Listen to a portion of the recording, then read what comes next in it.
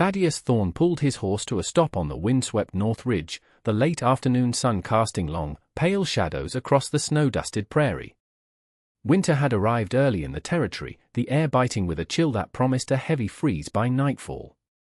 Something moved near the frozen creek bend a quarter-mile distant, a splash of color against the stark white and gray landscape. Thaddeus squinted against the glare, his gloved hand rising to shade his eyes. It was a woman, young, perhaps in her mid-20s, struggling with something near the water. He nudged his horse forward 3 steps, then stopped, his brow furrowing. She was wearing a light pink prairie dress, the hem ragged and wet with snow, entirely inadequate for the season. Even from this distance, Thaddeus could see the inadequacy of what she was building. It was a shelter, if it could be called that, cobbled together from scavenged wood and driftwood. The boards were warped, split, and barely holding together against the biting wind. Thaddeus shifted in his saddle, the leather creaking in the silence. He had ridden this fence line every day for 3 years since Clara died. The land knew his routine, and the cattle knew his silence. Now, this woman had appeared, a stranger with dark hair and delicate features, attempting to build hope from scraps. As he watched, she positioned another board and raised a hammer. The crack echoed across the silent prairie as the wood split under the blow. She stumbled back, slipping on a patch of ice, but caught herself.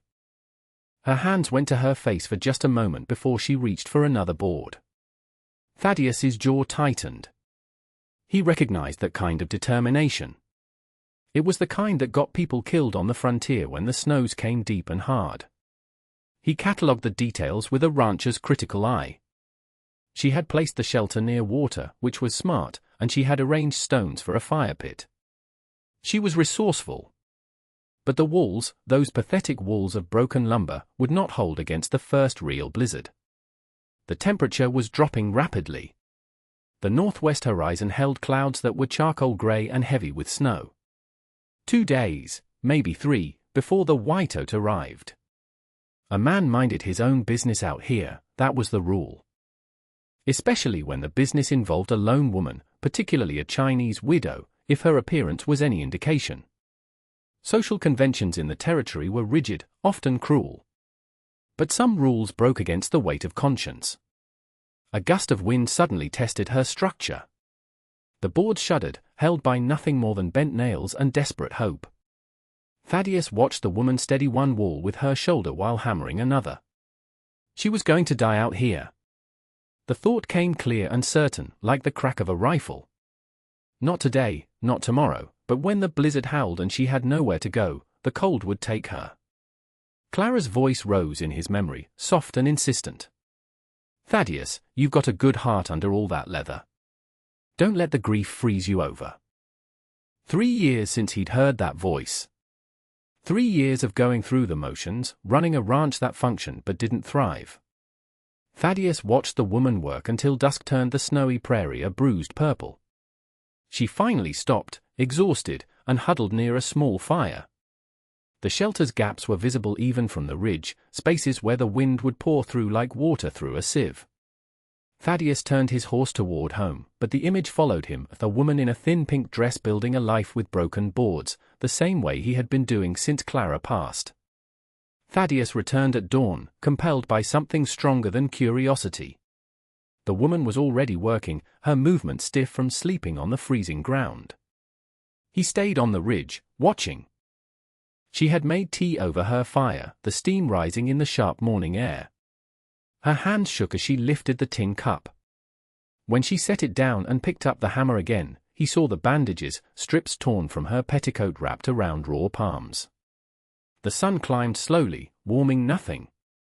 She worked steadily, trying to shore up the weakest wall. Each board she added seemed to make the structure less stable rather than more. The geometry was wrong, and the materials were rotted. She was building failure one nail at a time. But she didn't stop. Thaddeus felt something shift in his chest, like a door long closed beginning to open. This woman wasn't asking for help, she wasn't begging or weeping. She was simply doing what needed doing with what she had. The wind picked up suddenly, whipping snow into swirls. The woman looked up, fear flashing across her face. She braced against the shelter's corner post as the gust hit. The weakest wall collapsed. Boards clattered down, nails pulling free from wood too rotted to hold them. The woman staggered, caught off balance, and sat hard in the snow. She stayed there, motionless, staring at her hands. Thaddeus held his breath, waiting for the tears, for the breakdown. It didn't come. She just looked at her palms with the quiet bewilderment of someone who had given everything and found it wasn't enough. That silence broke through Thaddeus's hesitation. It was the terrible recognition that courage alone couldn't make broken boards whole. He turned his horse toward home, but the decision was already made. He had no lumber on him, no tools, just good intentions. But he had those things back at the barn. He rode hard for the ranch, the cold deepening with every mile. The barn smelled of hay and horses. Thaddeus stood in the half-light, looking at the stack of seasoned pine boards he'd purchased for years ago. He and Clara had planned to rebuild the porch. Then the fever came, and plans changed into painful memories. He ran his hand along the top board. Smooth, straight, solid. Good lumber, waiting all this time for a purpose. That's good wood you're hauling off, a voice said. Thaddeus turned. Amos stood in the barn doorway, 60 years old and steady as an oak. He was the foreman and the friend who had kept the operation running when grief made Thaddeus useless. Good wood deserves good purpose, Thaddeus said. Amos nodded slowly, a smile creasing his weathered face. About damn time you remembered that. Thaddeus loaded the pack-horse methodically, boards, nails, a proper hammer, his good saw. He added a canteen of water, strips of clean cloth, and a tin of salve. Each item was chosen with care. The other hands watched from the bunkhouse. Young Toby tipped his hat, and old Matteo smiled. They understood what was happening, even if Thaddeus couldn't quite name it himself. You need company? Amos asked as Thaddeus swung into the saddle. No, Thaddeus said. But I appreciate the offer. She got a name. Don't know yet. But you know she needs help. That's enough, I reckon, Amos chuckled. Clara would have done the same. Do it in a way that would make her proud. Thaddeus rode out under the pale winter sun. The lumber rode solid on the pack-horse, purpose given shape and weight. Dawn was breaking again by the time he approached the creek bend. Frost covered the grass, turning the world silver. The woman's shelter was pathetic in the growing light. He could see her huddled near the fire, wrapped in a thin blanket that did little against the snow. Lin Wei woke to the sound of hoofbeats, fear spiking through her exhaustion. She scrambled upright, clutching the blanket, her eyes searching for escape routes. A man sat on horseback 20 yards distant, big and weathered, with a pack-horse behind him. He made no move toward her, just waited. He said finally, his voice calm. Didn't mean to startle you. Lin's heart hammered. She stayed silent, assessing. The man wore working clothes. His hands rested easy on the saddle horn. Name's Thaddeus Thorne. Ranch is 3 miles west. I've been watching you try to build with those broken boards. He paused. Can't build much with rot. Mind if I help? Lin found her voice, accented and soft. Why? Do you want money? I have none. Because that storm is coming, Thaddeus said simply, pointing to the darkening sky. And you won't survive it with what you've got. I didn't ask for money. He dismounted slowly and began unpacking the lumber. Good boards, straight and solid. Lin wanted to refuse on principle. She had learned the hard way that help often came with a heavy price, especially for a woman alone, and even more so for one of her heritage. But principle didn't keep you warm when the wind cut through gaps in rotten wood. You have 2 choices, Thaddeus said, looking at her directly. Let me help fix this shelter proper, or freeze to death in 3 days. I'd hate to ride out here and find you dead because you were too stubborn to accept good lumber. Lin looked at her throbbing hands, then at the pile of sturdy pine. All right, she said quietly. My name is Lin Wei. Thank you. Thaddeus nodded once, then started working. He pulled down what remained of her structure without comment, sorting the usable boards from the worthless. Lynn watched for a moment, then joined him. "Tell me what to do," she said. "You know how to handle a hammer." "I learn quickly." "All right then. We start with the foundation." They worked through the morning. Thaddeus taught her proper joinery, showing her how to brace corners against the wind. Lynn absorbed every word, her hands moving with increasing confidence. The silence between them felt comfortable. By midday, the wall stood square and true. "It is really going to hold," Lynn said, touching a corner post. "Good lumber, good placement," Thaddeus replied. "That'll outlast both of us." They shared lunch on the partially completed porch, bread and jerky Thaddeus had brought. Lynn ate slowly, trying not to show her hunger. "Where are you heading, Miss Lynn?" Thaddeus asked. "I was heading to Copper Creek." "A man there?" "He wrote letters." "He promised a home." She looked at her bandaged hands. "When I arrived, he had no home to give. He had gambled it away. I walked this far before I couldn't walk anymore." Thaddeus was quiet. "That's rough luck." "That is life," Lynn said, her voice hardening. "I should have known better than to trust promises." "Some men keep their word," Thaddeus said. "Others don't. You can't know which until circumstances test them." "And which are you?" "The kind who shows up with lumber." Lynn felt something ease in her chest. This man could have ignored her. Instead, he had brought wood and patience. "Storm's coming tomorrow," Thaddeus said, standing. "Let's get the roof tight." They worked through the afternoon. By dusk, the shelter was complete, for solid walls, a proper roof, and a door that closed firmly. Lynn stood inside, overwhelmed by the simple fact of protection. "It is beautiful," she whispered. Thaddeus gathered his tools. "It'll keep you dry and warm." "But Miss Lynn, I'm going to speak plain. This shelter solves today. It doesn't solve winter. You have no supplies." Lynn's jaw tightened. She knew it was true. "My ranch needs help," Thaddeus continued carefully. "Cooking, mending, keeping the house. Pays fair. Bunkhouse has a spare room with a stove. No obligation. Just honest work." Lynn looked at him. "Honest work. A room with a stove." It sounded like salvation. "I accept," she said.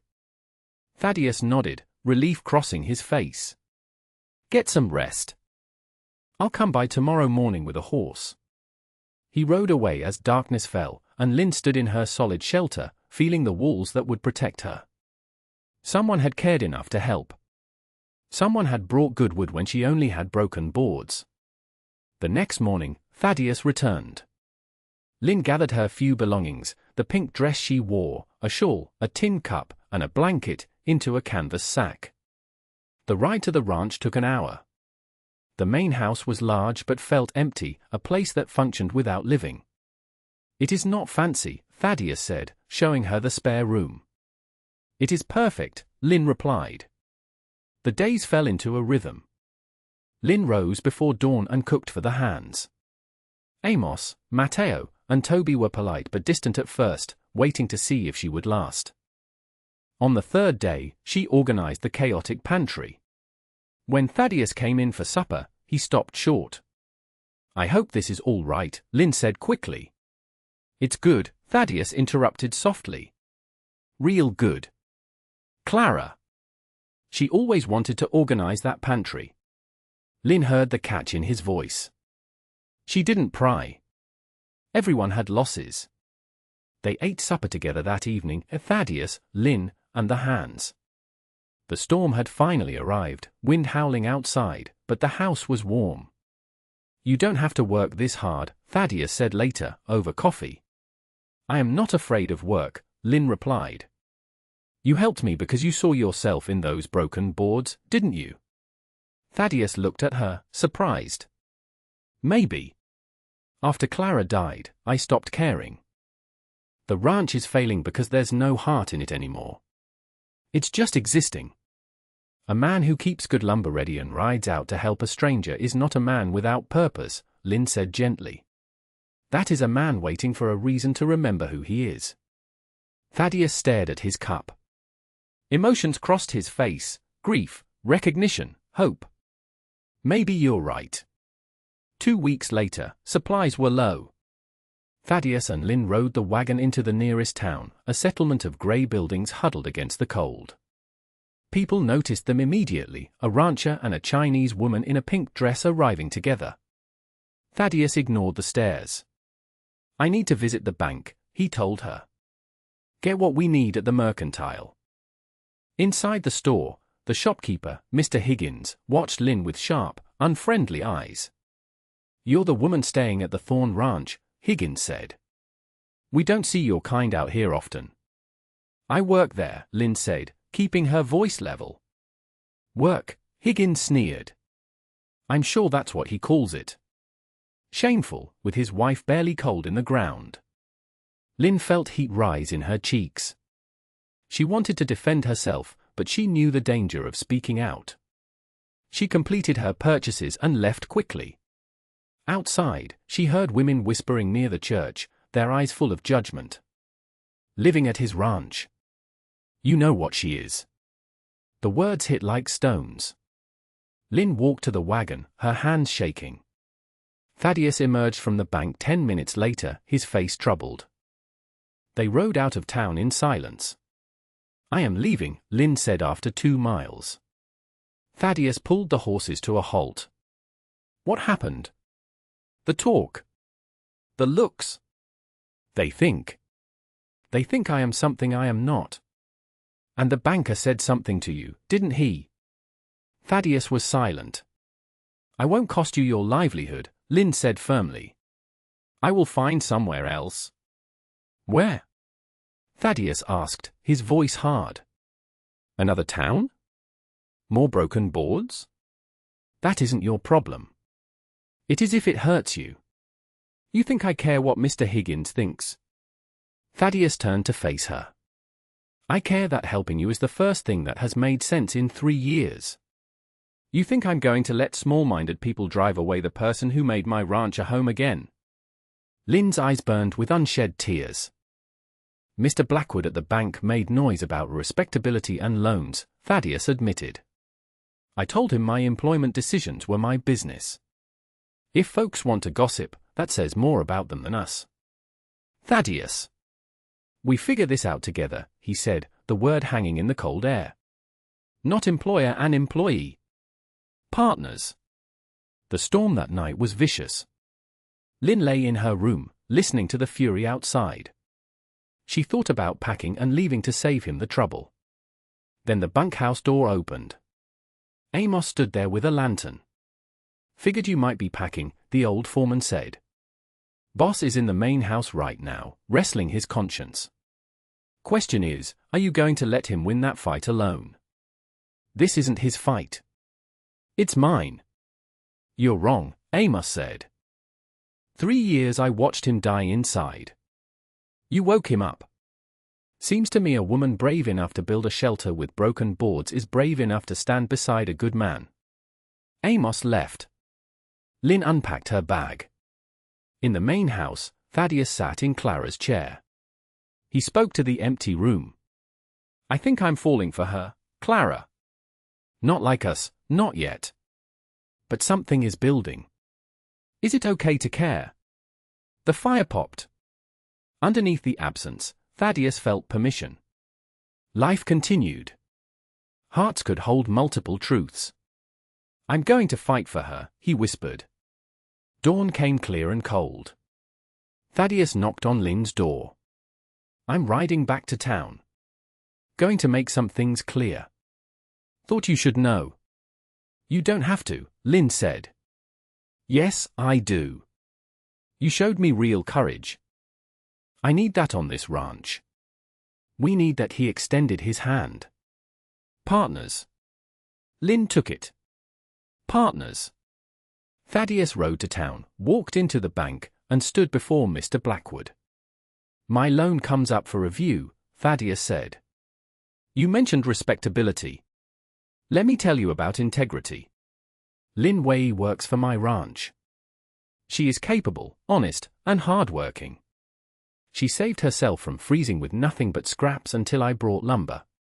That is the kind of spirit this territory was built on. Blackwood looked at him, then sighed. The town talks, Thaddeus. Then the town needs to remember its history. Judging a woman for accepting honest work is cruelty, not standards. You can bet against me, or you can bet on a ranch that is finally running right. Thaddeus left the bank and went to the church. He spoke to the reverend, asking for fairness, not approval. He stopped at the mercantile and reminded Mr. Higgins of his own grandmother, who had been an immigrant laundress before she owned the store. He stood in the street, letting his presence be seen. He was not aggressive, just solid. Like good lumber. When he returned to the ranch, Lin was waiting. The look on her face, hope mixed with relief, told him everything. How did it go? She asked. Said what needed saying, Thaddeus smiled. Some folks are remembering what matters. And if they don't, I can be stubborn. Spring arrived slowly, the snow retreating to reveal green promises. Lin stood in the garden, planting vegetables. She wore a new dress, practical cotton, bought with her wages. The ranch hummed with life. One evening, Thaddeus found Lin at her old shelter site near the creek. It still stood, weathered but strong. Thinking about that day, he asked. Every day, Lin admitted. I tried so hard with those broken boards. It wasn't enough. You did what you could. That takes courage, Thaddeus said. But you showed me that good lumber is wasted if you're too afraid to build with it. They watched the sunset. I was thinking, Thaddeus said, about making the arrangement permanent. A true partnership. Equal stake. Lin looked at him. Some things you build with lumber, she said softly.